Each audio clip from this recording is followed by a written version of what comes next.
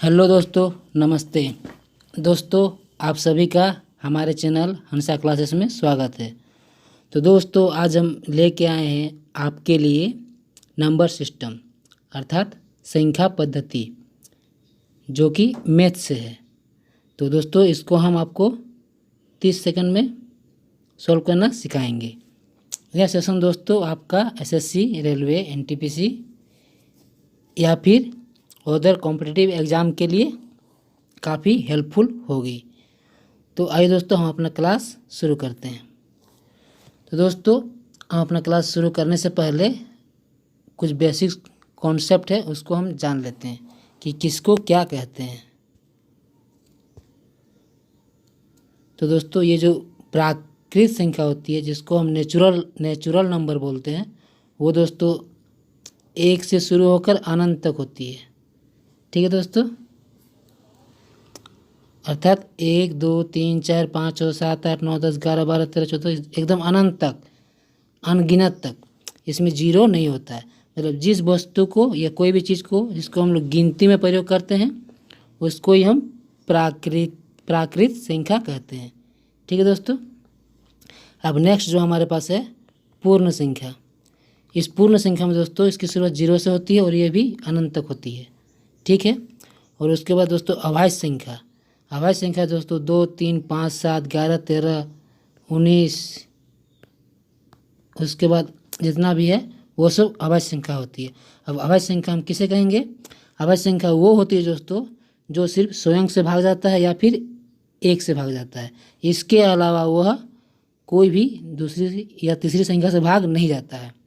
जैसे कि हमने यहाँ पर दिया हुआ 7। ये 7 दोस्तों सिर्फ 1 से भाग जाएगी और खुद 7 से जाएगी। इसको हम कोई भी दूसरी तीसरी या कोई भी संख्या से भाग नहीं दे सकते हैं। जैसे मान लीजिए हम यहाँ पर एक संख्या लेते हैं 9, तो क्या ये भी अभाज्य संख्या है? तो दोस्तों ये हरगिज अभाज्य संख्या नहीं है, क्योंकि ये 1 से भाग जाएगी और 9 से जाएगी, साथ ही दोस्तों ये 3 से भी भाग जाएगी। जो संख्या स्वयं से और 1 से भाग जाएगी उसे ही हम अभाज्य संख्या कहेंगे। ठीक है दोस्तों। अब दोस्तों परिमेय संख्या। परिमेय संख्या वो संख्या है जिसको हम P/Q के रूप में व्यक्त करते हैं। ठीक। और जहाँ पर Q बराबर 0 नहीं होना चाहिए। और नेक्स्ट दोस्तों अपरिमेय संख्या। अपरिमेय संख्या वो संख्या है जो परिमेय संख्या न हो। और वह कैसी संख्या होनी चाहिए? अशांत, अनावृत हो। अशांत मतलब जैसे कोई भी संख्या को, जैसे मान लीजिए यहाँ पर दोस्तों 2/5 है, ये एक परिमेय संख्या है। जब इसको हम भाग देंगे तो 0.4 आएगा। तो ये 4 जो है दोस्तों ये शांत वाला हो गया। ठीक। तो इस टाइप का शांत नहीं होना चाहिए। और जो दशमलव के बाद जो संख्या होगा वह फिर कोई एक ही तरह का आवृत्ति में भी नहीं होना चाहिए। जैसे 2 3 4 आया, फिर 2 3 4 आया दशमलव के बाद, तो इस टाइप का भी नहीं होना चाहिए। मतलब सब संख्या अलग अलग होना चाहिए। तो उसी को हम लोग अपरिमेय संख्या अर्थात इरेशनल नंबर कहते हैं। और परिमेय संख्या को अंग्रेजी में कहते हैं रेशनल नंबर। ठीक है। और ये जो अभाज्य संख्या हो गया इसको बोलते हैं प्राइम नंबर। ठीक है दोस्तों। तो हम दोस्तों अब अपना क्लास शुरू करते हैं। दोस्तों हमारे पास जो पहला प्रश्न है कि किसी संख्या का 2/3 का 3/4 24 है, तो वो संख्या हमको ज्ञात करना है दोस्तों। तो आइए दोस्तों हम अपना इसे सॉल्व करना शुरू करते हैं।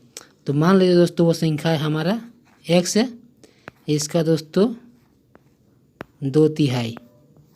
ठीक। 2/3 का फिर बोल रहा है कितना? 3/4 बराबर कितना है दोस्तों? 24 है। अब इसको जब हम काट छाट करेंगे, 3 3 कट गया, यहाँ पे 2 दूना 4 हो गया। अब ये बराबर के उस पार जब जाएगा 2 तो यहाँ गुना हो जाएगा। तो ये हमारा आंसर हो गया दोस्तों 48। ठीक है दोस्तों। अब नेक्स्ट प्रश्न पे आते हैं। यदि कोई संख्या का 60% का 15% 45 हो तो वो संख्या क्या होगी दोस्तों। तो इसे भी दोस्तों हम लोग सॉल्व करते हैं। मान लीजिए कोई संख्या है x है, उसका दोस्तों 60% अर्थात 60/100 का 15% बोल रहा है, बराबर कितना है दोस्तों 45 है। ठीक है, अब इसको जब हम फिर से काटेंगे तो 1 0 से 1 0 यहाँ कट गया, यहाँ 3 5 15 हो गया, यहाँ हो गया 2 5 10, फिर इसको 2 से काटेंगे तो यहाँ 3 हो गया। ठीक है, अब फिर 3 से इधर कटेगा तो ये हो गया यहाँ पर 15, और फिर 3 से काटेंगे तो हो जाएगा 5। अब जब यही जब 100 इधर चल जाएगा बराबर के उस साइड तो इसके साथ गुना में आ जाएगा दोस्तों, तो 5 गुना 100 बराबर हो गया हमारा आंसर 500। सही है दोस्तों। अब नेक्स्ट प्रश्न पे आते हैं। अब नेक्स्ट प्रश्न है हमारे सामने कि 225 का 1/5 भाग 60 के 3/5 से कितना अधिक है। ठीक, तो हमको दोस्तों इसको निकालना है। जो 225 है का 1/5 भाग कितना से भाग जाएगा दोस्तों, ये सीधा 45 से कट जाएगा, तो इसका मान हो गया 45। अब बोल रहे 60 के 3/5 से, फिर इधर अलग से करेंगे 60 का 3/5, तो 5 से भाग देंगे तो ये हो जाएगा 12 या 36। ठीक, तो ये 36 से 45 कितना ज़्यादा है, तो 45 माइनस 36 बराबर 9 आंसर हो जाएगा दोस्तों। ठीक है, अब फिर नेक्स्ट पे आते हैं। अब नेक्स्ट संख्या है दोस्तों हमारे पास कि कोई संख्या अपने 2/5 भाग से 21 अधिक है, तो वो संख्या क्या है। कोई संख्या बोल रहा है अपने 2/5 भाग से 21 अधिक है, तो दोस्तों इसको सॉल्व करने का जो तरीका है वो इस तरह का होना चाहिए। जैसे कोई संख्या है x का है 2/5 भाग से 21 अधिक है, तो अगर दोस्तों इसको हम इस टाइप से करेंगे तो इसको हम हरगिज़ सॉल्व नहीं कर पाएंगे। तो इसको करने का तरीका क्या है कि हम इसको किसका मान दिया हुआ है यहाँ पर, उस संख्या का 2/5 भाग से 21 अधिक है, तो ये 21 कितना हो गया दोस्तों, ये 2/5 भाग तो इधर हो गया, तो 21 हो जाएगा दोस्तों 3/5 भाग। जो बाकी बचेगा यहाँ पर बाकी 21 बचा हुआ है, तो x का 3/5 भाग हो जाएगा 21। अब इसको हम लोग इस टाइप से सॉल्व कर सकते हैं, 7 या 21, 7 5 35, यही 35 हमारा परफेक्ट आंसर होगा दोस्तों। ठीक है दोस्तों, अब फिर नेक्स्ट प्रश्न पे आते हैं। इसमें बोल रहा है कि कोई संख्या अपने से 35% से 52 अधिक है, तो वो संख्या है, वो संख्या क्या है। तो इसको ये भी दोस्तों उसी तरह सॉल्व होगा जैसे यहाँ पे बोल रहा है कि आप कोई संख्या अपने से 35% से 52 अधिक है, तो ये जो 52 है ये 100 माइनस 35% अर्थात 65% के बराबर 52 है। ठीक, तो हम x का 65% करेंगे तो यहाँ पर 52 लिख देते हैं दोस्तों। अब जब इसको 13 से भाग देंगे तो 13 5 65 हो जाएगा, और फिर ये 13 चौके 52 हो जाएगा। और फिर 5 से इधर काटेंगे तो ये हो गया 20, तो 4 गुना 20 बराबर दोस्तों हो गया 80 आंसर। ठीक है दोस्तों, उम्मीद है आपको समझ में आ रहा है। अब अगला प्रश्न, किसी संख्या को उनके वर्ग में से घटाने पर 72 आता है, तो वह संख्या क्या है। तो इसको भी सॉल्व करते हैं। किसी संख्या को, मान लीजिए कोई संख्या x है, इसका वर्ग है, और इसमें उसी संख्या को अर्थात x को घटाएंगे तो कितना आता है दोस्तों, 72 आता है। तो इसको हमको सॉल्व करना है। अब 72 को भी हम इस साइड लेके आएंगे, x square minus x minus 72 बराबर 0। ठीक है। अब इसमें एक तरीका होता है दोस्तों, ये होता है ए, ये होता है बी और ये होता है ए प्लस बी। ठीक है। अब जब ए बी देखेंगे हम, ए गुना बी बराबर, ए बी बराबर कितना है दोस्तों? 72 है। ए बी बराबर 72 है दोस्तों।